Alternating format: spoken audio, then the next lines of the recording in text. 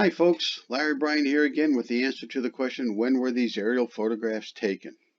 Well, they were taken in 1934. Now I want to show you some other stuff. Let's zoom in on the bridge over the Scantic River. If you take a look at the pictures, you'll see the steel was not on the bridge abutments.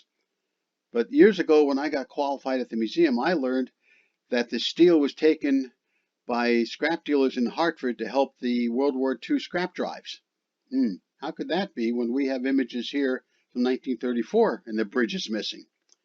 So I started doing a little research, and I remembered I was looking through some of the Trolley Days in Connecticut booklets, and I found this. This is from Volume 2, Number 1. Roger Burp and Ken DeSalle published these things. It says the trestle girders were heisted by parties unknown when the Japanese were paying premium prices for the scrap steel in the late 1930s before Pearl Harbor. And here's a nice picture from 1984. Probably Roger took it. So we know it wasn't taken during World War II. It couldn't have been taken through the late 30s. Well, when were we selling scrap steel to Japan? So I did a little search on the web, and lo and behold, I came up with this little chart.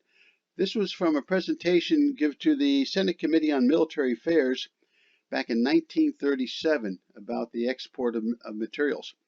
And this exports to Japan of scrap steel. And you can see 1925-29 wasn't much, and it grew. 1936 was over 1 million ton. But before 1934, there wasn't much. So we really don't know. Was the steel taken up when they pulled up the rail after Bam in 1926? Or was it really taken by somebody to sell to Japan before 1934? We'll never know.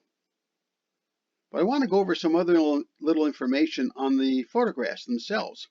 I found out that Connecticut was the first state in the Union to do an aerial survey of their state. And they contracted the work out to a Fairchild Aerial Surveys, Inc. of New York City. Fairchild might sound familiar to some of you because the aviation industry, semiconductors. But they started off as a camera manufacturer, Sherman Fairchild, a very smart guy in the 1920s. So he had a problem. He couldn't find a stable platform for his cameras. So what do you do when you don't find what you need?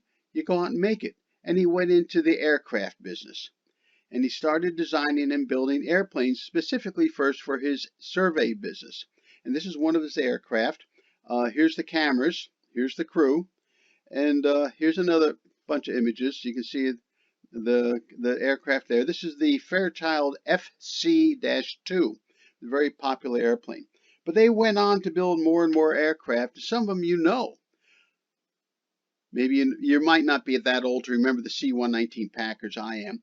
We know the A-10 Thunderbolt or the Warthog, that's still in service. Some of us, the older people, might have remembered flying Allegheny Airlines in the F-27, which they built under license with Fokker.